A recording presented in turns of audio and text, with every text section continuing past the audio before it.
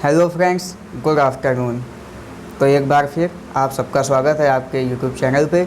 हम लोग physics class 9th का फर्स्ट चैप्टर मोशन स्टडी कर रहे थे।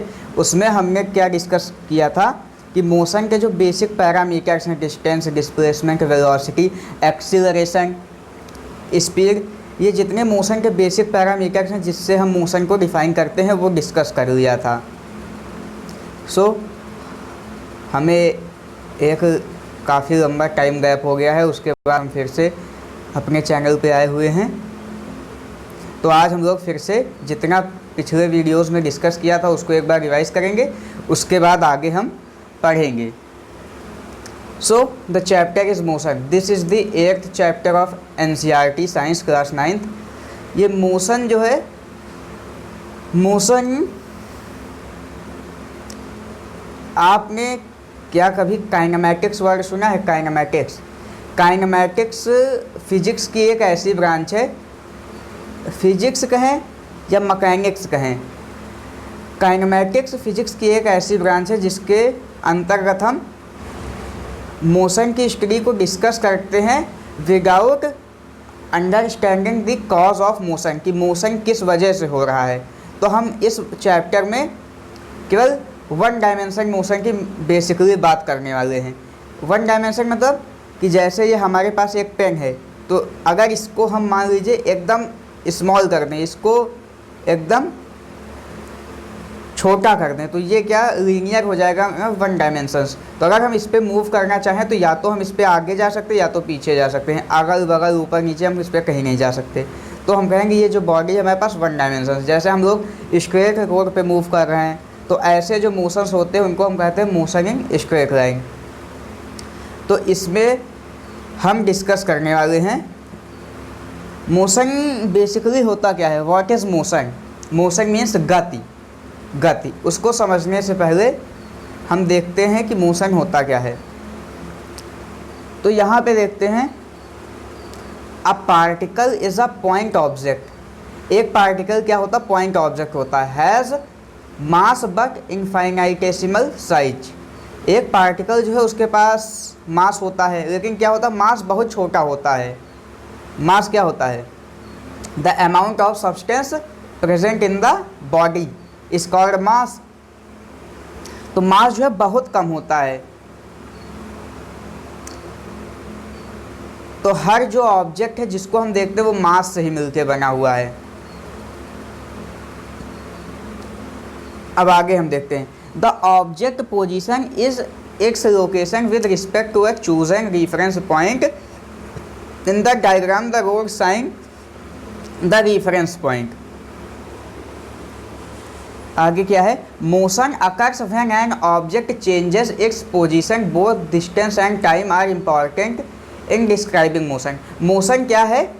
जब अगर मान लीजिए आप यहाँ पे स्टॉप हैं, यहाँ पे आप रुके हुए हैं, तो अगर आपको यहाँ पे कोई पर्सन है, यहाँ पे वो रुका हुआ है, अगर वो आपको देखेगा तो उसको क्या लगेगा कि आप मूव कर रहे हैं? नहीं लगेगा ना, क्योंकि आपकी पोजीशन टाइम के रिस्पेक्ट में चेंज नहीं हो रही है। तो यही यहाँ पे लिखा हुआ है कि मोशन तभी होता है जब ऑब्जेक्ट की पोजीशन में चेंज होता है। तो motion is nothing but the change in position with respect to time. समय के अनुसार पोजीशन में जो चेंज होता है उसको हम मोशन कहते हैं। Both distance and time are important in describing motion. Distance क्या है? कि जैसे ये है, डिस्टेंस मतलब होता है जैसे हम मोशन कर रहे हैं, मूव कर रहे हैं, ये हम यहाँ से यहाँ तक मूव करें, तो हमारा जो डिस्टेंस होता है, जो हमारी एक्चुअल पाथ लेंथ हमने ट्रैवल किया है। ऐसे हम यहाँ से अपने होम से स्कूल गए, स्कूल से बाज़ार गए, बाज़ार से फिर घर आ गए, तो हमारी जो डिस्टेंस हुई वो क्या हुई? वो जो पूरा हमने ट्रिप की उसका जो पाथ लेंथ है, कि हमने किस किस रास्ते से गए, उसका जो लेंथ है उसको हम क्या कहते हैं? डिस्टेंस। ठीक। तो जो हमारी गाड़ी का जो बाइक होती है, बाइक, उसमें क्या होता है? ओडोमीटर लगा रहता है ना, जो बताता है कि हमने कितनी डिस्टेंस ट्रैवल की है। तो ओडोमीटर क्या मेज़र करता है? डिस्टेंस को मेज़र करता है ओडोमीटर। ठीक।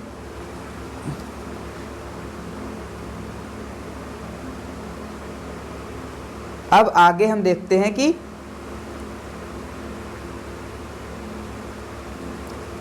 रिलेटिव मोशन क्या होता है?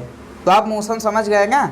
The change in position with respect to time is called motion. अगर आपकी पोजीशन में समय के साथ चेंज हो रहा है तो उसको हम क्या कहते हैं?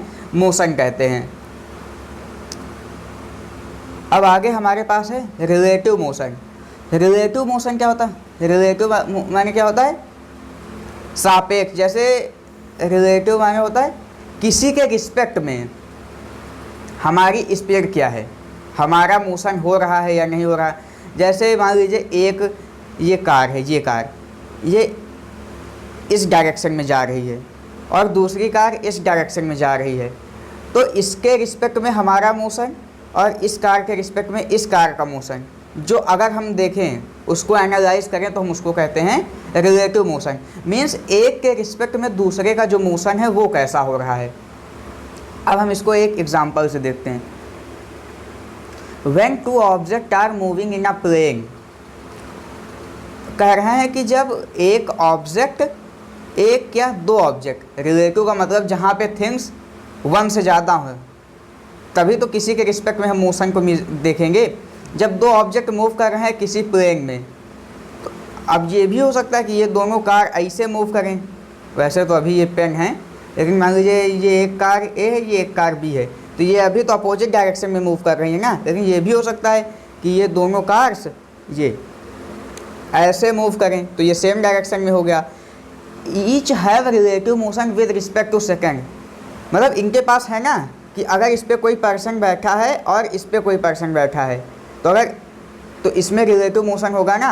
अगर दोनों की वेलोसिटी सेम नहीं है तो, मतलब उनकी जो स्पीड है वो सेम नहीं है। नहीं, अगर मान लीजिए ये 30 से चल रहा है, ये 30 से भी चल रहा, तो ये दोनों साथ में मूव करेंगे, तो वैसा फिर वहाँ पे रिलेटिव मोशन क्या, रिलेटिव वेलोसिटी 0 हो जाएगी।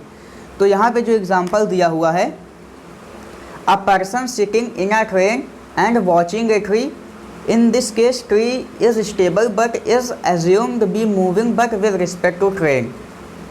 अब क्या है कि इसमें कहा जा रहा है कि एक पर्सन जो है, अरे आपने भी कभी देखा होगा जब आप बस पे बैठते हैं, बाइक पे बैठते हैं या ट्रेन पे बैठते हैं, तो आप देखते हैं कि जगह ट्रेन मूव कर रही है, एक पर्सन ट्रेन पे बैठा हुआ है और वो बाहर का जो सीन है उसको ऑब्जर्व कर रहा है। तो क्या होता है कि जो बाहर के जो ट्रीज हैं, पेड़ हैं, वो क्या होता है जब ट्रेन मूव करती है तो वो हमको ऐसे लगता है कि वो पेड़ जो है पीछे जा रहे हैं। जब हम ऐसे गए, ये ट्रेन है, ये ऐसे पास की, तो ये पेड़ पीछे हो गया। पेड़ पीछे नहीं होता, उसमें क्या होता है कि हम आगे चले गए हैं, तो इस वजह से हमको लगता है कि ये जो ट्री है ये पीछे रह गया। तो इसको हम कहते हैं रिलेटिव मोशन, कि एक के रिस्पेक्ट में दूसरे का मोशन। और एक चीज़ और, ये जो ट्री हमको लगा कि पीछे जा रहा है, ये केवल ट्रेन के रिस्पेक्ट में है या ट्रेन के अंदर जो बैठे हुए पर्सन है उनके रिस्पेक्ट में है। अगर वहीं पे ट्रेन के बाहर कोई खड़ा हुआ आदमी है, मतलब जैसे ट्रेन है उसके बाहर कोई खड़ा हुआ आदमी है प्लेटफॉर्म पे, तो अगर वो पेड़ को देखेगा तो उसके लिए तो वो रेस्ट ही है ना। तो इसी वजह से मोशन को डिफाइन करने के लिए हमारे पास फ्रेम ऑफ रेफरेंस जो है, कि हम उसको मोशन को ऑब्जर्व कहाँ से कर रहे हैं। हो सकता है कोई हमारे लिए मोशन में हो लेकिन दूसरे के लिए रेस्ट में हो। जैसे अब क्या, आप बस में बैठे हुए हैं, बस में जितने लोग बैठे हुए हैं, इनसाइड अगर 2 पर्सन हैं तो एक में अंदर ही वाला जो दूसरा पर्सन होगा वो रेस्ट में होगा। लेकिन अगर कोई पर्सन बाहर खड़ा हुआ है तो उसके लिए वो दोनों पर्सन मूव कर रहे हैं। तो यही होता है कि फ्रेम ऑफ रेफरेंस मीन्स हम मोशन को ऑब्जर्व कहाँ से कर रहे हैं, तो उसमें ये एक इम्पॉर्टेंट रोल प्ले करता है। अब आगे जो हमारे पास आते हैं मोशन के पैरामीटर्स, मीन्स जिससे हम मोशन को डिफाइन कर सकते हैं। मोशन क्या हम समझ गए ना कि changing position with respect to time, position में चेंज ना, तो पोजीशन में चेंज हम किस तरीके से दिखा सकते हैं, या तो वो डिस्टेंस ट्रेवल करे, या तो डिस्प्लेसमेंट, या तो उसके पास कुछ स्पीड हो। अगर किसी के पास स्पीड नहीं है तो उसका मतलब मोशन कर रहा है, स्पीड मतलब 0 नहीं है, speed does not equal to 0। अब डिस्टेंस क्या होता है और डिस्प्लेसमेंट क्या होता है। डिस्टेंस जैसे अभी हमने डिस्कस किया, the distance how far an object has moved, कितनी दूर कोई ऑब्जेक्ट मूव किया है, उसको हम क्या कहते हैं, distance. It has only magnitude without direction, means जैसे क्या हुआ कि आप एक रोड पे खड़े हैं, स्ट्रेट रोड पे, वो उसकी जो लेंथ है वो 500 मीटर है। तो आप एक पॉइंट से दूसरे पॉइंट पे गए 500 मीटर, दूसरे पॉइंट से वापस आए 500 मीटर, तो टोटल पाथ लेंथ कितनी हो गई? 500 गए 500 आए, कितना हो गया? 1000 हो गया ना, 1000 मीटर। तो आपका जो डिस्टेंस हुआ वो क्या हुआ? 1000 मीटर। तो यही लिखा हुआ है कि it has only magnitude, means इसके पास केवल न्यूमेरिकल वैल्यू होती है, न्यूमेरिकल वैल्यू, इसके पास कोई डायरेक्शन नहीं होता। डायरेक्शन, अब यहाँ जो डायरेक्शन की बात आ रही है ये क्या है कि हमारे पास दो तरीके की क्वांटिटीज़ होती है mainly, scalar and vectors. Scalar quantities ऐसी क्वांटिटीज़ होती हैं जो केवल मैग्नीट्यूड को रखती हैं, जिनके पास केवल न्यूमेरिकल वैल्यू होती है। जैसे हमने डिस्टेंस ट्रेवल की 100 मीटर, तो वो 100 मीटर है। लेकिन कुछ क्वांटिटीज़ ऐसी होती हैं जिनके पास magnitude as well as direction दोनों होता है, तो वो क्वांटिटीज़ कहलाती हैं वेक्टर क्वांटिटीज़। वेक्टर क्वांटिटीज़ की एक चीज़ और होती है कि वेक्टर लॉ ऑफ एडिशन को फॉलो करती हैं।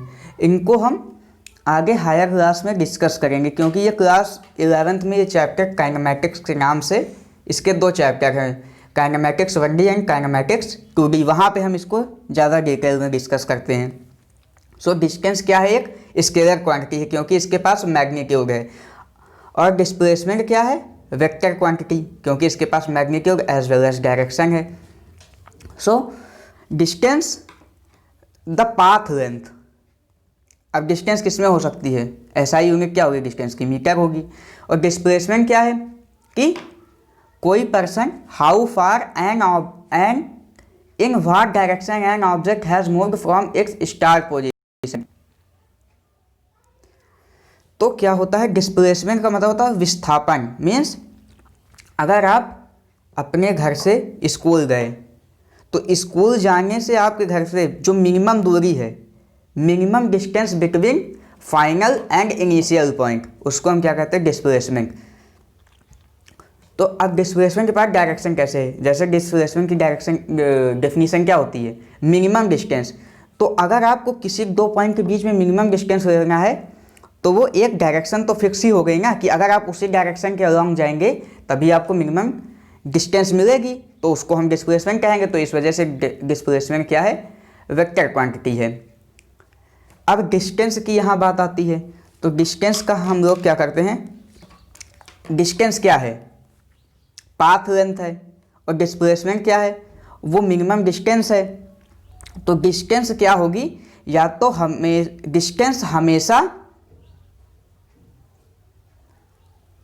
डिस्प्लेसमेंट से बड़ी होगी, क्योंकि अगर हम मोशन कर रहे हैं, हमने मूव किया मान लीजिए 100 मीटर, तो डिस्टेंस क्या हुई?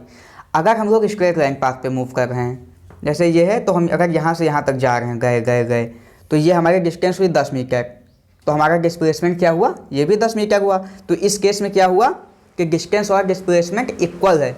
अगर हम स्ट्रेट लाइन मोशन कर रहे हैं और हमारे पास एक्सीलरेशन 0 है, तो हमारा डिस्टेंस और डिस्प्लेसमेंट इक्वल हो गया। लेकिन क्या होता कि अगर मान लीजिए हम क्या कर रहे हैं, हमारे पास एक क्या है? सर्कुलर, हमारे पास एक सर्कल गोला बनाए हुए हम लोग बैठे हुए हैं, हमने एक उसका डायमीटर लिया, डायमीटर के एक एंड से हम मूव करना शुरू किए, उसके बाद घूम के फिर वहीं आ गए, तो हमारा डिस्टेंस क्या हुआ? Circumference of the circle 2πr हुई ना। लेकिन डिस्प्लेसमेंट क्या हुआ? फाइनल और इनिशियल पोजीशन के बीच की जो मिनिमम डिस्टेंस है, तो फाइनल भी हम यही रहे, इनिशियली भी तो हम यही है, तो वो क्या हुआ? डिस्प्लेसमेंट 0 हो गया। तो यही कहा जाता है कि डिस्प्लेसमेंट अपॉन डिस्टेंस का रेशियो हमेशा या तो 1 से छोटा होगा या तो 1 होगा, क्योंकि डिस्प्लेसमेंट कभी डिस्टेंस से बड़ा तो हो नहीं सकता। तो अगर डिस्प्लेसमेंट अपॉन डिस्टेंस, डिस्प्लेसमेंट और डिस्टेंस इक्वल टू हो गया, अगर बराबर है तो 1 हो जाएगा। लेकिन मान लीजिए अगर डिस्प्लेसमेंट की वैल्यू कम है, डिस्टेंस की वैल्यू ज़्यादा है, तो ये लेस देन बनाएगा। तो ये एक क्वेश्चन बनता है कि डिस्टेंस और डिस्प्लेसमेंट में रिलेशन क्या होता है। तो ये हो गया। आगे इसी तरह स्पीड और वेलोसिटी है। स्पीड क्या है? The distance of an object travel in a given amount of time. ये क्या है कि स्पीड होती है कि आप किसी दिए हुए समय में कितनी दूरी तय कर रहे हैं उसको हम क्या कहते हैं, स्पीड। जैसे आपको एक घंटा लगा 60 किलोमीटर जाने में, तो आपकी स्पीड क्या रही होगी, डिस्टेंस अपॉन टाइम। डिस्टेंस क्या था 60, टाइम 1 आवर, तो 60 kilometre per hour, 60 kilometre per hour आपकी स्पीड हो गई। Total distance upon total time. उसी तरह speed is equal to distance upon time. अब स्पीड की यूनिट क्या हुई, यूनिट क्या होता है, डिस्टेंस जो है डिस्टेंस वो किस में होगी, मीटर में होगी, क्योंकि लेंथ की एसआई यूनिट क्या होती है, मीटर होती ना। तो मीटर टाइम की एसआई यूनिट, सेकेंड टाइम, तो इसकी क्या आ गई, मीटर पर सेकेंड। अब स्पीड क्या है, स्पीड एक स्केलर क्वांटिटी है, क्योंकि स्पीड यहाँ पे देखिए डिस्टेंस क्या है स्केलर, टाइम क्या है स्केलर, तो यहाँ पे जो स्पीड होगी वो क्या होगी, स्केलर क्वांटिटी होगी। अब स्पीड का मतलब ये थोड़ी है कि आप जैसे स्पीड मान लीजिए आप मूव कर रहे हैं 20 मीटर पर सेकंड से, जिधर भी जाइए उससे डायरेक्शन का क्या मतलब, जैसे आपकी बाइक का जो स्पीडोमीटर होता है जो स्पीड बताता है, स्पीडोमीटर क्या शो करता है, आपकी इंस्टेंटेनियस स्पीड शो करता है ना, कि पर्टिकुलर इंस्टेंट पे आपकी स्पीड कितनी है, पर्टिकुलर इंस्टेंट पे, कभी आप 40 पे चलते, कभी 30 पे चलते, कभी 10 पे चलते, तो ये क्या होता है इंस्टेंटेनियस स्पीड। तो स्पीड क्या है, एक स्केलर क्वांटिटी है। आगे अब टाइप्स ऑफ स्पीड हमारे पास कौन कौन सी होती हैं, कांस्टेंट स्पीड। कांस्टेंट स्पीड क्या होती है, speed does not change, means अगर आपकी बाइक, आप बाइक चला रहे हैं तो आपने फिक्स कर दिया कि हमको 40 पे ही चलना है, तो उसको हम क्या कहते हैं, कांस्टेंट स्पीड। मतलब स्पीड हमारी चेंज नहीं हो रही है, मीन्स आपका जो कंसंट्रेशन है कि आपने स्टीयरिंग को उतने पे ही रोक दिया है, तो ये हो गई कांस्टेंट स्पीड। और दूसरा क्या होता है, चेंजिंग स्पीड, आप स्पीड चेंज हो रही है। जैसे यहाँ पे दिया हुआ है, riding a bike for 5 kilometre, take off and increase speed, slow down up hill, speed up down hill, stop for stop sign, the trip took you 15 minute 0.25 hour. क्या हुआ यहाँ पे कि जो हमारी स्पीड है वो यहाँ पे चेंज कर रही है। स्पीड कैसे चेंज हो रही, क्या आपके पास बाइक थी, रेस्ट पे थी, आपने लिया, एक्सीलरेटर दबाया, धीरे धीरे स्पीड बढ़ी, आप 10, 20, 30, 40, 50 ऐसे हुआ, लेकिन आपको रास्ते में ट्रैफिक मिला, आपने ब्रेक अप्लाई कर दिया, स्पीड फिर डाउन हो गई। तो ये होता है चेंजिंग स्पीड। एवरेज स्पीड क्या होता है, एवरेज स्पीड का भी जो कॉन्सेप्ट है वो भी बढ़िया है। एवरेज स्पीड मतलब एवरेज जब हम आप निकालते हैं, जैसे आपको निकालना है, आपके पास 10 नंबर दिए हुए हैं, उनका एवरेज निकालना है, तो 10 को हम पहले जोड़ देते हैं, उसके बाद उसको 10 से डिवाइड कर देते हैं, sum of numbers upon total numbers, तो एवरेज आता है। उसी तरह स्पीड का क्या होता है, टोटल डिस्टेंस, जितनी हमने डिस्टेंस ट्रैवल की और जितना हमको टाइम लगा, दोनों को डिवाइड कर देंगे, तो उसको एवरेज स्पीड होता है। उसके बाद इंस्टेंटेनियस स्पीड। इंस्टेंटेनियस, इंस्टेंट मतलब किसी पर्टिकुलर इंस्टेंट पे आपकी स्पीड क्या थी, कि एट एनी गिवन टाइम। मान लीजिए आपने 10 बजे बाइक चलाना शुरू किया, 10 बजे, और आपने 10:10 पे देखा कि आपकी स्पीड क्या है, तो उस पर्टिकुलर टाइम पे जो आपकी स्पीड रही उसको हम कहते हैं इंस्टेंटेनियस स्पीड। अब आगे आता है हमारे पास वेलोसिटी। जैसे डिस्टेंस और डिस्प्लेसमेंट था, उसी तरह स्पीड और वेलोसिटी। वेलोसिटी क्या है, वेलोसिटी के पास मतलब मैग्नीट्यूड तो होता ही है, लेकिन उसके साथ डायरेक्शन भी होती है। तो वेलोसिटी क्या हो गया, एक स्केलर क्वांटिटी हो गया, वेक्टर क्वांटिटी हो गया वेलोसिटी, क्योंकि स्पीड को एक तरीके से हम और डिफाइन कर सकते हैं, मैग्नीट्यूड ऑफ वेलोसिटी। मतलब अगर हम जैसे हमारे पास कोई वेलोसिटी है, उसका हम मान लें कि उसकी न्यूमेरिकल वैल्यू कितनी है, तो उसको हम क्या कहेंगे, वो स्पीड है। अब जैसे यहाँ पे दिया हुआ है storm is moving at 20 kilometre per our. अब यहाँ पे जो दिया हुआ है कि तूफान जो है वो 20 किलोमीटर प्रति घंटे की रफ्तार से चल रहा है, तो यहाँ पे क्या है, आपको डायरेक्शन पता है, अब पता नहीं किधर जा रहा है। अगर ये डायरेक्शन दे दे कि नॉर्थ की तरफ, ईस्ट, वेस्ट, साउथ किधर मूव कर रहा है तब तो है, लेकिन ऐसे तो किधर पता नहीं किधर जा रहा, ऊपर जा रहा, नीचे जा रहा, किधर जा रहा, तो उससे हम स्पीड से उसका हम मोशन एनालाइज नहीं कर सकते कि हाँ ये ऑब्जेक्ट जा कहाँ रहा होगा। तो इसमें नीचे क्या दिया, should you be seeking shelter, क्या आप शेल्टर मतलब आप ऐसा बचने का कोशिश करेंगे, अरे ये तो स्पीड दी हुई है ना, तो बचने का क्या।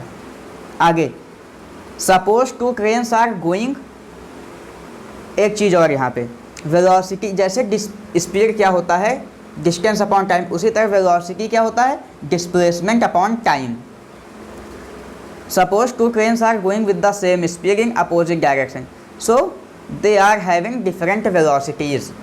दो ट्रेन्स हैं, एक नॉर्थ को जा रही एक साउथ को जा रही, तो उनका स्पीड तो सेम है भाई, क्योंकि ये अगर 100 से जा रहे तो ये भी 100 से जा रहे, लेकिन इनकी वेलोसिटीज़ डिफरेंट हैं। ये इधर नॉर्थ को जा रही, ये साउथ को जा रही, तो डायरेक्शन पे वेलोसिटी डिपेंड करती है ना। सो आगे, race car going around an oval track might have constant speed but different velocities at each point. अब इसमें क्या कहा जा रहा है कि जैसे आप सर्कुलर मोशन कर रहे हैं, किसी सर्किल पर बैठे हुए एक कार को दौड़ा रहे हैं, तो क्या हुआ कि आप मान लीजिए उसकी स्पीड फिक्स कर दिए 10 मीटर पर सेकेंड से, वो कार चलती रही, स्पीड तो उसकी फिक्स हो गई, कांस्टेंट हो गई, लेकिन क्या वेलोसिटी नहीं, क्योंकि हर पॉइंट पे उसकी जो डायरेक्शन है वो चेंज हो रही है। सर्कुलर मोशन है ना, सर्किल में आप बैठेंगे तो डायरेक्शन चेंज नहीं होगी, ऐसे ऐसे तो पहले आप इधर को जा रहे थे ऐसे गए, उसके बाद ऐसे घूम गए, फिर घूम गए, तब ऐसे ना, तो डायरेक्शन चेंज हो गई। तो यही होता है, वेलोसिटी होता है। उसके बाद एक्सीलरेशन। एक्सीलरेशन क्या है, आपने वो बाइक में देखा होगा, एक्सीलरेटर होता है, मतलब जो स्पीड को चेंज करने का काम करता है, स्पीड को चेंज करने का। और वेलोसिटी भी चेंज होती है क्या, देखिए जैसे any change in velocity over a period of time is called acceleration. Acceleration means त्वरण। अगर वेलोसिटी में कोई चेंज हो रहा है, rate of change of velocity is called acceleration. जैसे मान लीजिए हमारी बाइक मूव कर रही थी 10 मीटर पर सेकेंड से, हमने एक्सीलरेटर दाबा, वो मूव करने लगी 20 मीटर पर सेकेंड से, तो क्या आ गया, उसकी जो वेलोसिटी का जो मैग्नीट्यूड था यानी स्पीड, उसमें चेंज हुआ ना। तो यही होता है the rate of change of acceleration, velocity is called acceleration. आगे देखते हैं। अब एक्सीलरेशन दो टाइप का हो सकता है, एक एक्सीलरेशन, एक डी एक्सीलरेशन। अब एक्सीलरेशन जैसे मान लीजिए हमारी एक ये बाइक है, बाइक इधर जा रहे हैं 10 मीटर पर सेकंड से जा रहे, चलिए ठीक। अगर हमने इसको एक्सीलरेशन इधर की तरफ दिया तो इसकी स्पीड वेलोसिटी में क्या होगा, स्पीड में क्या होगा, इंक्रीज़ होगा। लेकिन मान लीजिए इधर जा रही थी 10 मीटर पर सेकंड से, उसके बाद हमने क्या किया, इसको इस डायरेक्शन में एक्सीलरेशन दे दिया, इस डायरेक्शन में एक्सीलरेशन दे दिया, तो जब तक तो इसकी वेलोसिटी 10 है, एक्सीलरेशन धीरे धीरे इसकी वैल्यू को कम करेगा, नहीं तो उसके बाद ये एक टाइम पे रेस्ट पे आ जाएगी। उसके बाद एक्सीलरेशन इधर को लगने लगेगा तो बॉडी इधर मूव करने लगेगी। तो यही है डी एक्सीलरेशन, समझ गए ना। अब आते हैं, अगर हमारे पास एक्सीलरेशन कांस्टेंट है, एक्सीलरेशन कांस्टेंट है, अब हमने कहा the rate of change of velocity is called acceleration. Rate का मतलब होता है टाइम के रिस्पेक्ट में कितनी तेज़ी से वेलोसिटी में वेरी आ रहा है, उसी को हम एक्सीलरेशन कहते हैं, ठीक। तो acceleration is equal to velocity upon time, ठीक। एक्सीलरेशन की यूनिट क्या होती है, यूनिट क्या होती है एक्सीलरेशन की, मीटर पर सेकंड स्क्वायर। तो अब हम यहाँ से क्या देख सकते हैं कि एक्सीलरेशन की जो यूनिट आई वो मीटर पर सेकंड स्क्वायर आई। अब देखिए यहाँ से, ये एक में थोड़ा पेन चेंज करते हैं, यहाँ पे आपको एक चीज़ दिखाते हैं। ये क्या है, एक्सीलरेशन की जो हमारे पास यूनिट आई वो आई मीटर सेकंड की पावर -2, इसको मीटर पर सेकंड स्क्वायर लिख सकते हैं ना। अब आगे क्या हुआ, इसको हम ऐसे भी लिख सकते हैं, मीटर पर सेकंड,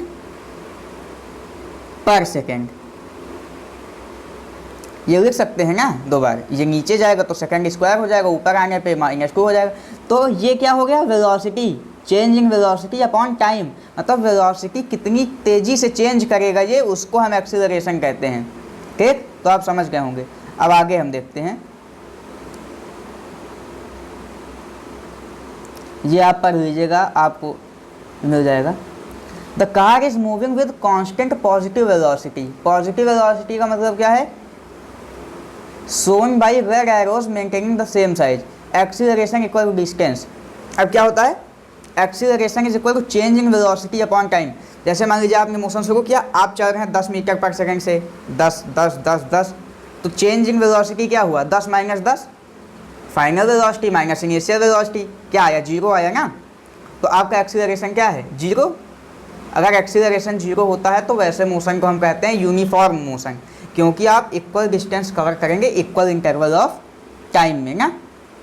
तो ये if image of car becomes farther apart as time increases, धीरे धीरे क्या हुआ, जैसे जैसे इसमें टाइम बढ़ रहा है, टाइम बढ़ रहा, तो क्या हुआ, इनके बीच का गैप देखिए बढ़ता चला जा रहा है। अगर मान लीजिए एक्सीलरेशन है तो इनिशियली तो ठीक है, लेकिन जब एक्सीलरेशन आएगा तो ये वेलोसिटी को चेंज करेगा, वेलोसिटी को चेंज करेगा तो धीरे धीरे उनका डिस्टेंस भी ज़्यादा ट्रैवल होगा। तब यही ना कि एक्सीलरेशन आने पे, अगर एक्सीलरेशन आ गया तो वहाँ पे मोशन यूनिफॉर्म हो जाता, क्योंकि पहले तो कम था, धीरे धीरे वेलोसिटी बढ़ रही, जैसे जैसे वेलोसिटी बढ़ेगी डिस्टेंस में गैप आता चला जाएगा। अगर एक्सीलरेशन पॉजिटिव है, अगर एक्सीलरेशन है तो वेलोसिटी इंक्रीज करती है। अगर एक्सीलरेशन और वेलोसिटी की डायरेक्शन सेम है, अपोजिट लगेगा तो इंक्रीज तब भी करेगी, लेकिन क्या होगा, पहले उस जितने से वो ऑब्जेक्ट मूव कर रहा था उसको 0 करेगी, उसके बाद फिर ये अपोजिट डायरेक्शन में इंक्रीज करेगी। ठीक, this shows positive acceleration and positive velocity. अब जैसे इस डायग्राम में आप देख सकते हैं कि वेलोसिटी इधर को है, एक्सीलरेशन इधर को है। तो मान लीजिए इधर 10 मीटर पर सेकंड था और एक्सीलरेशन इधर को 2 का था, तो 2 से ये इसकी स्पीड को कम करेगा। अब क्या होता है ना, एक्सीलरेशन की डिफिनीशन क्या होती है कि वेलोसिटी में कितनी तेज़ी से चेंज आ रहा है। तो चेंज क्या हो सकता है, वेलोसिटी को कम भी कर सकता है और बढ़ा भी सकता है। अगर सेम डायरेक्शन में है तो बढ़ाएगा, अगर अपोजिट डायरेक्शन में है तो अपोज करेगा। तो अगर 10 से चल रही एक्सीलरेशन 2 का इधर को है अपोजिट डायरेक्शन में, तो पहले 5 सेकंड में इसकी वेलोसिटी को 0 करेगा। एक्सीलरेशन क्या है, 2 मीटर पर सेकंड स्क्वायर, 2 मीटर पर सेकंड। तो वेलोसिटी अगर 10 मीटर पर सेकंड है तो कितना टाइम लगेगा, हर सेकंड 2-2 मीटर, ये कम कर रहा 2-2 मीटर पर सेकंड, तो कितना टाइम लगेगा, 10/2 5 सेकंड लगेगा इसको रेस्ट पे लाने पे। उसके बाद जब इसकी वेलोसिटी 0 हो गई फिर ये इंक्रीज करेगा इसकी वेलोसिटी को।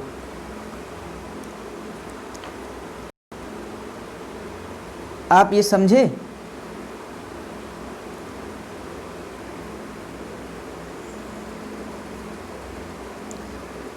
अभी तक हमने क्या डिस्कस कर लिया है, हॉरिजॉन्टल मोशन मीन्स हम ऐसे रोड पे मूव कर रहे हैं। अब हम क्या करेंगे, जैसे हमने कोई बॉल को ऊपर थ्रो कर दिया, ये पेन है इसको हमने ऊपर थ्रो कर दिया, तो इसका मोशन हम ऑब्जर्व करेंगे। इसको हम कहते हैं मोशन अंडर ग्रेविटी या वर्टिकल मोशन। अब देखिए यहाँ पे, जैसे मान लीजिए यहाँ से आपने किसी बंदूक से, गन से बुलेट को फायर किया। मान लीजिए इस यहाँ से जब ये बुलेट निकली तो इसका जो वेलोसिटी थी वो 50 मीटर पर सेकंड थी। अब क्या होता है अर्थ के केस में, एक्सीलरेशन ड्यू टू ग्रेविटी। अरे जैसे हम कोई चीज़ इसको फेंके तो ये ऑब्जेक्ट नीचे आ रहा है ना, क्योंकि इसके ऊपर ग्रेविटेशनल फोर्स लग रही है। अगर ग्रेविटेशनल फोर्स लग रही है, फोर्स लगती है तो मतलब उसका acceleration F is equal to ma, mass into acceleration. Force लग रही है तो मतलब एक्सीलरेशन। तो अगर हमने इसको ऊपर फेंका तो जब तक ये धीरे धीरे जैसे हमने फेंका 10 मीटर पर सेकंड से, तो 10 से 8 7 एक्सीलरेशन नीचे को। तो अभी हमने बताया नहीं कि एक्सीलरेशन जब होता है अपोजिट डायरेक्शन में तो वेलोसिटी को करता है, उसके बाद फिर इंक्रीज करता है। मान लीजिए हमने इसको 5 से फेंका, 5 से ये ऊपर जा रहा था, उसके बाद 5 4 3 2 1 0, यहाँ पे वेलोसिटी इसकी 0। उसके बाद क्या होगा, जब यहाँ 0 हो गया तो अब ऊपर कहाँ चला जाएगा। उसके बाद एक्सीलरेशन तो कॉन्टीन्यूअस नीचे को लगा, तो अब ये इसकी स्पीड फिर से बढ़ाएगा, फिर आएगा 1 2 3 4 5, ठीक। तो यहाँ फिगर में यही दिया हुआ है कि अगर आपने यहाँ 50 मीटर पर सेकेंड से बुलेट को फायर किया तो धीरे धीरे ऊपर जाएगा तो इसकी धीरे धीरे स्पीड कम होगी क्योंकि एक्सीलरेशन नीचे को है। और टॉप मोस्ट पॉइंट पे, यहाँ पे टॉप मोस्ट पॉइंट पे क्या हुआ, इसकी जो वेलोसिटी है वो 0 हो गई। उसके बाद फिर ये नीचे आएगा। अब यहाँ पे क्या होगा, यहाँ पे एक चीज़ ऑब्जर्व करना है कि यहाँ पे एयर रेजिस्टेंस नहीं है, मीन्स हवा नहीं है यहाँ पे, मतलब वैक्यूम में ये मोशन हम ऑब्जर्व करें। तो यहाँ पे the instant speed at point of equal elevation is the same. यहाँ पे क्या है कि इक्वल हाइट पे, मीन्स यहाँ पे जो स्पीड रही होगी उसकी वही यहाँ पे भी होगी। ऐसा क्यों? क्योंकि कंजर्वेशन ऑफ एनर्जी तो वैलिड होना चाहिए ना। मान लीजिए यहाँ पे इसकी ओवरऑल यहाँ पे क्या हुआ, इसके पास काइनेटिक एनर्जी है केवल ½ mv², ठीक। उसके बाद यहाँ आया, यहाँ मान लीजिए अब यहाँ भी तो ½ mv² ही होना चाहिए। मास तो बॉडी का फिक्स है, हाफ तो कांस्टेंट। और वेलोसिटी, अगर वेलोसिटी यहाँ 50 नहीं होगी तो कैसे एनर्जी कंजर्वेशन यहाँ पे लगेगा, इस वजह से। तो अभी इस वीडियो में हम वर्टिकल मोशन को एक इंट्रोडक्शन ले लेंगे, उसके बाद हम इसको डिटेल में आगे इस पर क्वेश्चन प्रैक्टिस करेंगे और ग्राफ वाले प्रॉब्लम्स देखेंगे। तो ये क्या हुआ, the velocities are different because they are in opposite direction. वही तो ना, जैसे ये ऑब्जेक्ट ऊपर को जा रहा था, ऊपर को तो 50 मीटर पर सेकेंड से ऊपर को जा रहा था। उसके बाद जब नीचे आया इसी पॉइंट पे, इसकी वेलोसिटी क्या है 50 मीटर पर सेकेंड नीचे को। तो स्पीड सेम है लेकिन वेलोसिटी डिफरेंट है। क्यों? क्योंकि डायरेक्शन डिफरेंट है। डायरेक्शन पे ही वेलोसिटी डिपेंड करती है, ठीक। फ्री फॉल का केस क्या होता है, फ्री फॉल एक तो होता किसी चीज़ को हम ऐसे फेंक दें, ऐसे किया, ऐसे तेजी से फेंक दिया। एक क्या होता, इसको ऐसे पकड़े हैं, इसको बस छोड़ दिया, मतलब इनिशियल वेलोसिटी इसकी 0 है, ऐसे ड्रॉप कर दिया। जैसे क्वेश्चन में लिखा गया ना, a body is dropped, means उसको ऐसे केवल छोड़ दिया गया है, यू इसका 0 है, इनिशियल वेलोसिटी 0 है, ठीक।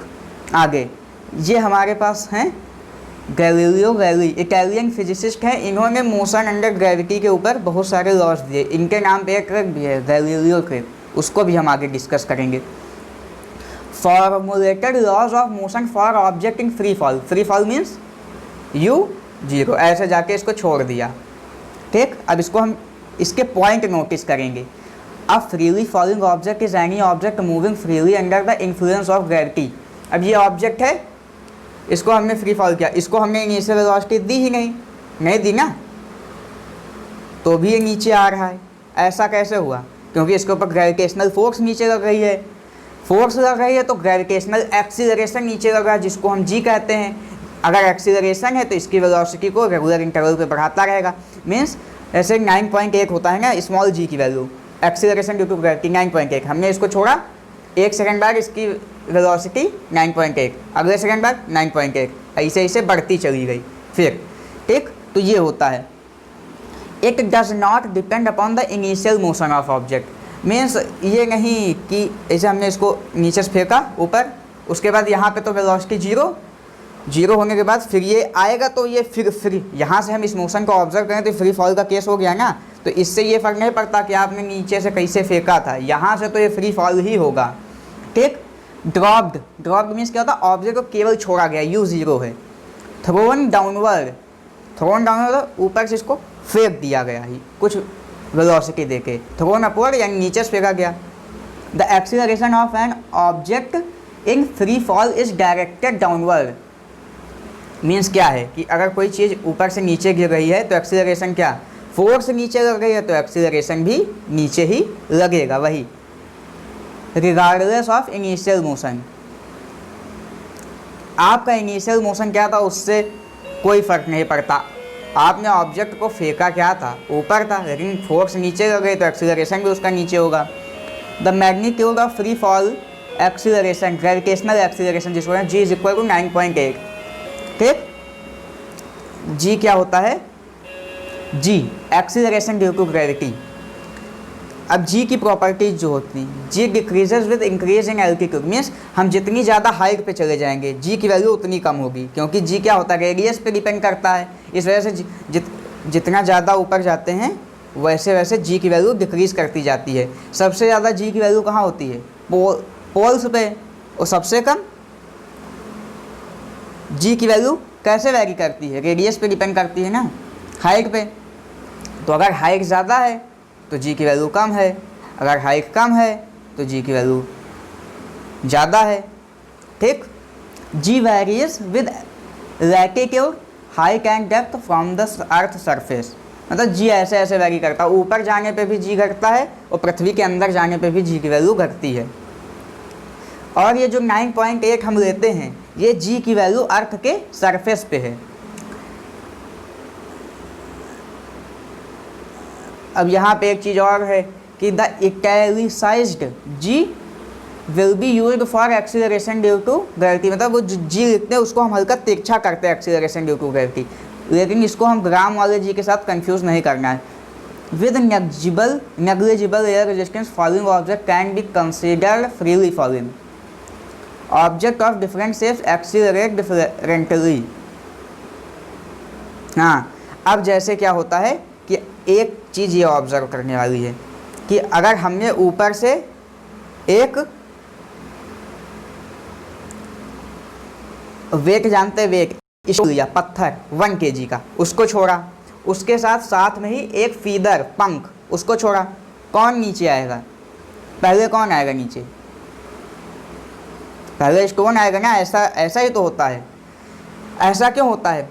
क्योंकि हमारे यहाँ पे एटमॉस्फेयर में जहाँ हम रह रहे हैं वहाँ पे एयर प्रेजेंट है, तो पत्थर जो है उसका वेट ज़्यादा है, तो उसके ऊपर mg जो लगता है नीचे की तरफ, ग्रेविटेशनल फोर्स, वो ज़्यादा है। लेकिन क्या होता है कि जो अब यहाँ पे एयर भी प्रेजेंट है ना, तो एयर का जो इफ़ेक्ट है वो स्टोन पे कम होता है, लेकिन फीदर पे क्या है, वो बहुत ज़्यादा हो जाता है। तो फीदर नीचे ऐसे है, ऐसे ऐसे आ रहा, और स्टोन क्या है, धड़ाक से नीचे। ठीक, तो यही होता है ना। लेकिन अगर मान लीजिए यहाँ से हम एयर को हटा दें, तो अगर हम एक 1 kg का पत्थर फेंकें और एक पंख फेंकें, तो दोनों सेम टाइम पे ही अर्थ पे पहुँचेंगे, कोई पहले नहीं पहुँचेगा। ऐसा एक्सपेरिमेंट स्पेस में किया गया है।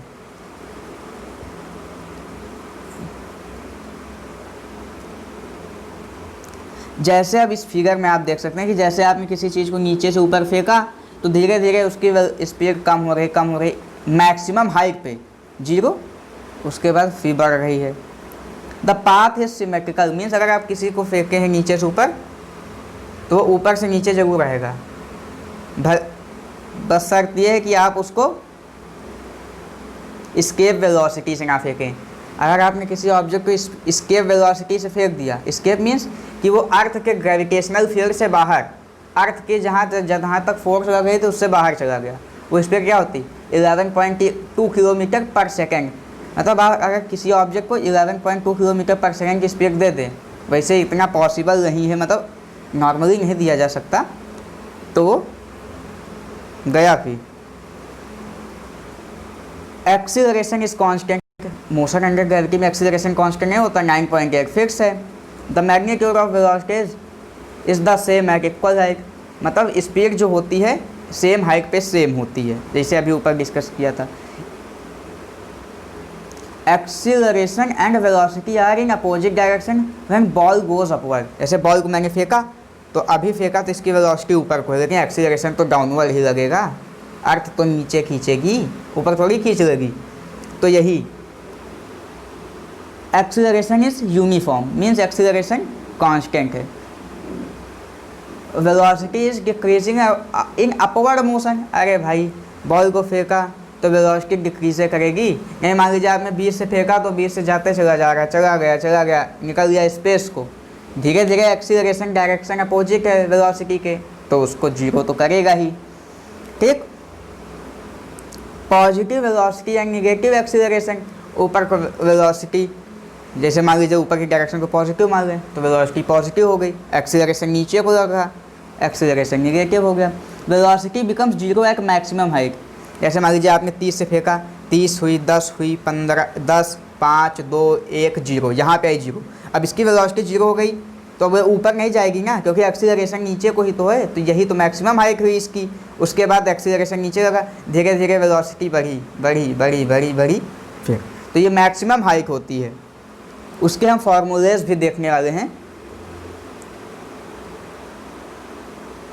Time duration flight in going upward and coming back is always same. क्या होता है जब हम एयर को नहीं मानते कि हमारे पास एयर रेजिस्टेंस नहीं है, तो जितना टाइम किसी को ऊपर जाने में लगेगा उतना ही टाइम उसको नीचे आने में भी लगेगा, क्योंकि एनर्जी कंजर्व है, जी कांस्टेंट है, एनर्जी तो कंजर्व ही करना है ना। तब फिर वही होता है कि टाइम ऑफ फ्लाइट हमेशा सेम रहता है, जितना ऊपर आने में उतना नीचे आने में, अगर एयर रेजिस्टेंस नहीं है। अब हमारे पास कुछ क्वेश्चन है, इनको भी देख लेते हैं। What is SI unit of displacement? Displacement की SI unit metre. Displacement actual है तो पाथ ही लेंथ ना, लेंथ को हम मीटर, लेंथ की SI unit metre. Name the quantity which represent the rate of change of velocity. कि velocity कितनी तेज़ी से चेंज हो रही है उसको हम क्या कहते हैं? एक्सीलरेशन। ठीक, ये इसमें कुछ न्यूमेरिकल्स हैं, उनको हम अगले वीडियो में डिस्कस करेंगे। तब तक आप जो ये थ्योरी वाले क्वेश्चन हैं उनको देखते हैं। अब ये हमारे पास इक्वेशंस ऑफ मोशन हैं, इनको हम मोशन के पैरामीटर्स का यूज़ करके डिराइव कर सकते हैं, और इनका दूसरा अप्रोच होता है ग्राफिकल वे, उससे भी कर सकते हैं। तो आप पहले इनको याद कर लीजिए। First, when object is moving in straight line. अब देखिए यहाँ पे जो एक्सीलरेशन है, मोशंस के इक्वेशन तभी वैलिड हमारे पास एक्सीलरेशन कांस्टेंट हो। अगर एक्सीलरेशन कांस्टेंट नहीं है तो हम मोशन के इक्वेशंस को लगा नहीं सकते हैं। ये जो हमारे पास 3 दिए हुए हैं, एक्सीलरेशन कांस्टेंट होगा तभी। अब आप सोच रहे होंगे अगर मान लीजिए एक्सीलरेशन कांस्टेंट नहीं है तो इसको हम क्लास 11th में पढ़ेंगे कि हम इसको फिर इसमें कैलकुलस लगाते हैं, इसको इंटीग्रेट डिफरेंशिएट वैसे करके इसको करना पड़ता है। तो यहाँ पे पहली क्या है, v is equal to u plus a t, v not plus a t. V क्या है? Final velocity. यू क्या है? वी नॉट क्या है? Initial velocity. ए क्या है? एक्सीलरेशन। टी क्या है? Time. Final velocity is equal to initial velocity plus acceleration into time. अगला, इसको हम ऐसे आप बुक में देखे होंगे तो लिखा होगा s is equal to u t plus half a t square. इसको एक्स में यहाँ पे डिस्प्लेसमेंट मान लिए हैं। S is equal to u t plus half a t square. S displacement, u initial velocity, t time, a acceleration. ठीक, s is equal to u t plus half a t square. अगला, v square is equal to u square plus 2as। V क्या है? Final velocity. You क्या है? Initial velocity. ए क्या है? Acceleration. S क्या है? डिस्प्लेसमेंट। इस यहाँ पे इस तीनों इक्वेशंस में 2 ही में एस है, लेकिन जो एस है वो डिस्प्लेसमेंट को देता है, डिस्टेंस को नहीं, ये ध्यान रखिएगा। Average acceleration describe how fast the velocity is changing with respect to time. Average acceleration क्या होता है? Changing velocity upon total time, वही एवरेज एक्सीलरेशन वैसे ही निकल जाता है। आगे, अब ये तो था कि जब बॉडी को हम लोग स्ट्रेट लाइन में मूव कर रहे हैं, रोड पे चल रहा है। अब आगे क्या है? When object is coming vertically downward, means ऊपर से ये नीचे इसे फेंक दिया गया धम से। ठीक, तो इसमें क्या होता है कि हम हमेशा जिधर फोर्स लगती है उस डायरेक्शन को पॉजिटिव लेते हैं। क्या हुआ? पॉजिटिव लेते हैं, तो इधर जी पॉजिटिव। तो वहाँ पे जो ऊपर 3 इक्वेशंस थी, v is equal to u plus a t, s is equal to u t plus half a t square, v square is equal to u square plus 2es। ठीक, तो यहाँ पे हम ए की जगह बस जी रख देंगे, क्योंकि एक्सीलरेशन, ए एक्सीलरेशन है, अब नीचे आ रहा है तो जी लगेगा, तो जी हो जाएगा। V is equal to u plus g t h, और यहाँ पे जो डिस्प्लेसमेंट होता है उसको हाइट मान लेते हैं। ठीक, h is equal to u t plus half g t square, v square is equal to u square plus 2 g h यहाँ होना चाहिए। यहाँ पे ये थोड़ा क्या है, मिस्टेक है प्रिंटिंग। अब जैसे मान लीजिए हमने क्या किया, किसी ऑब्जेक्ट को नीचे से ऊपर को फेंका, नीचे से ऊपर को फेंका, ये आपको दिख नहीं रहा होगा, रुकिए, नीचे से ऊपर को फेंका, एक्सीलरेशन नीचे है तो जी की वैल्यू हमको -g रखना पड़ेगा बस, और तो सब वही है ना। और वेलोसिटी की एसआई यूनिट क्या होती है? मीटर पर सेकेंड। ठीक है ना। The average acceleration is positive और निगेटिव डिपेंडिंग ऑन डायरेक्शन। अब यहाँ पे बता रहे हैं कि एवरेज एक्सीलरेशन क्या है? पॉजिटिव भी हो सकता है। अगर चेंज इन वेलोसिटी पॉजिटिव है तो एवरेज एक्सीलरेशन पॉजिटिव है, अगर चेंज इन वेलोसिटी निगेटिव है तो एवरेज एक्सीलरेशन निगेटिव है। इंस्टेंटेनियस एक्सीलरेशन क्या हुआ कि किसी पर्टिकुलर इंस्टेंट पे हमारी वेलोसिटी का मतलब टाइम इंटरवल बहुत छोटा है, equal to limit t tending to zero, मतलब टाइम इंटरवल बहुत छोटा है, तो उसमें जो एक्सीलरेशन है उस पर्टिकुलर इंस्टेंट पे, उसको हम क्या कहते हैं, इंस्टेंटेनियस एक्सीलरेशन। इसमें जो ये पॉइंट्स हैं इनको समझाएंगे अगले वीडियो में, क्योंकि इनमें ग्राफ को एक्सप्लेन करना पड़ेगा। ठीक, give the equation for uniform motion. Uniform motion कब होता है, जब एक्सीलरेशन कांस्टेंट होता है। ठीक, तो अगर एक्सीलरेशन कांस्टेंट है तो v is equal to u plus a t, s is equal to u t plus half a t square, v square is equal to u square plus 2as। तो इसमें जितने क्वांटिटीज जितने parameters हैं उनको भी आप माइंड में रखें, क्योंकि जितने भी क्वेश्चंस होंगे वो इन्हीं से होंगे, ये तो पक्का है। तो इनको आप याद जरूर कर लीजिए। डिराइव करने का पेपर में आता है वो हम करा देंगे अगले वीडियो में, लेकिन इनको याद जरूर रखना है। v is equal to u plus a t, s is equal to u t plus half a t square, v square is equal to u square plus 2as। ठीक, आगे क्वेश्चन क्या है, when a car stops after applying brakes. क्या हुआ, car चल रही थी, you से चल रही थी वेलोसिटी से, ब्रेक लगा दिया, गाड़ी रुक गई। What is the final velocity, गाड़ी रुक गई, फाइनल वेलोसिटी यू, जीरो, रुक गई ना, तो वही फाइनल वेलोसिटी। अब ये भी देख रहे थे uniform circular motion. In this kind of motion the object moves on a circle. अब सर्कुलर मोशन का मतलब क्या होता है, किसी सर्कुलर पे मूव कर रहे हैं, तो वही होता है। यूनिफॉर्म का मतलब स्पीड फिक्स है, डायरेक्शन तो वैसे भी नहीं फिक्स होता था सर्कुलर मोशन में, क्योंकि सर्कुलर मूव करेंगे, अभी यहाँ पे थे, फिर यहाँ पे आए, फिर यहाँ पे आए, फिर यहाँ पे आए, ये डायरेक्शन चेंज नहीं हो रही, पर change by the time, so the velocity of the change, so it is called acceleration motion. तो क्या होता है, यूनिफॉर्म सर्कुलर मोशन एक ऐसा मोशन है कि आप अगर स्पीड कांस्टेंट भी रख रहे हैं तो एक्सीलरेशन तो होगा ही होगा, क्योंकि वेलोसिटी का चेंज मतलब एक्सीलरेशन। और वेलोसिटी को चेंज करने के दो तरीके हैं, या तो आप मैग्नीट्यूड को चेंज कर दें या तो आप डायरेक्शन को चेंज कर दें। यूनिफॉर्म सर्कुलर मोशन में आपने क्या किया, स्पीड को फिक्स कर दिया, मतलब वेलोसिटी के मैग्नीट्यूड को फिक्स कर दिया, लेकिन डायरेक्शन तो आप फिक्स नहीं कर सकते ना, वो तो हर इंस्टेंट पे चेंज हो रही है। तो इस वजह से ये एक एक्सीलरेटेड मोशन है। This acceleration is called centrifugal acceleration, it is directed towards centre. अब ये क्या है, सेंट्रीफ्यूगल एक्सीलरेशन क्या होता है, सेंट्रीफ्यूगल सेंट्रीपिटल। जैसे आप कभी, अब क्या आपको समझ, आपने झूले पे बैठा, स्विंग सर्कुलर, ऐसे क्या होता है जब आप उस पर बैठते हैं तो जो झूला झूलता झूलता आपको लगता है कि आप बाहर को जाने वाले हैं, बाहर को जाने वाले हैं ना, ऐसा लगता है ना। तो जो बाहर को ले जाने वाली फोर्स है वो सेंट्रीफ्यूगल फोर्स हो गई। सेंट्रीफ्यूगल फोर्स की वजह से सेंट्रीफ्यूगल एक्सीलरेशन आता है, समझे ना। mv square by r, f centripetal force और सेंट्रीफ्यूगल फोर्स दोनों सेम ही होते हैं, बस वो फ्रेम ऑफ रेफरेंस पे डिपेंड करता है कि अगर आप नॉन इनर्शियल फ्रेम में हैं। इनर्शियल फ्रेम का मतलब क्या है कि अब इसको समझाना तो चलिए समझिए। इनर्शियल फ्रेम ऐसा फ्रेम जहाँ पे न्यूटन्स के जो लॉज हैं वो वैलिड हो, और नॉन इनर्शियल फ्रेम जहाँ पे न्यूटन्स के लॉज वैलिड नहीं हैं। तो जहाँ पे नॉन इनर्शियल फ्रेम आता है वहाँ पे सेंट्रीफ्यूगल फोर्स की बातें होने लगती हैं, और वहाँ पे एक नया कॉन्सेप्ट आता है स्यूडो फोर्स।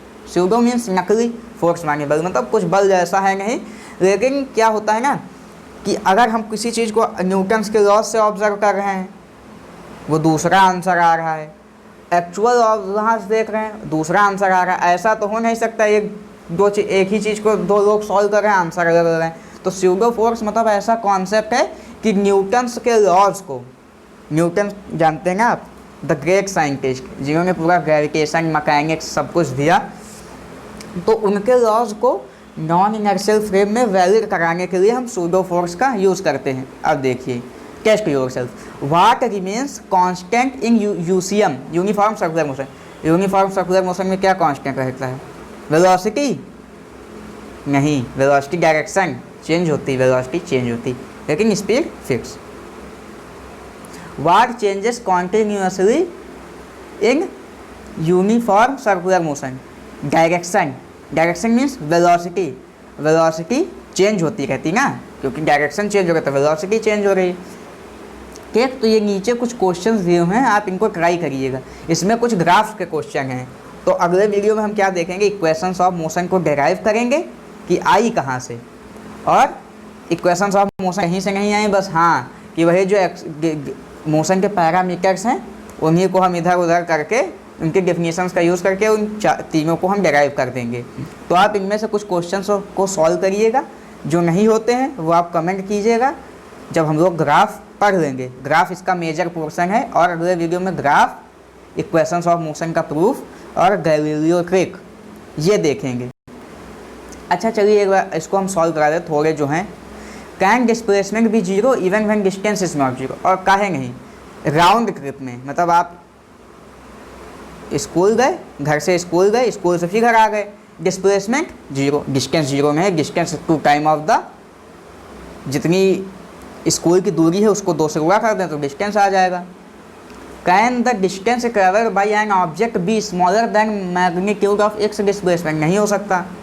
डिस्टेंस कभी डिस्प्लेसमेंट से छोटा नहीं हो सकता, क्योंकि डिस्टेंस तो पाथ की लेंथ है ना, लेंथ कभी, और डिस्प्लेसमेंट भी पाथ की लेंथ है, लेकिन मिनिमम लेंथ जो होती है दोनों पॉइंट की वो डिस्प्लेसमेंट होती है, लेकिन एक्चुअल लेंथ जो होती है वो डिस्टेंस होती है। तो डिस्टेंस एक्चुअल लेंथ तो हमेशा बड़ी होगी ना मिनिमम से। A particle is moving with uniform velocity, एक पार्टिकल है उसकी यूनिफॉर्म का मतलब चेंज नहीं हो रही, 10 से चल रहा है तो फिर 10 से चलता चला जा रहा है। तो व्हाट इज एक्सीलरेशन, एक्सीलरेशन क्या होता है, change in velocity upon time. तो एक्सीलरेशन 0, 0। ठीक,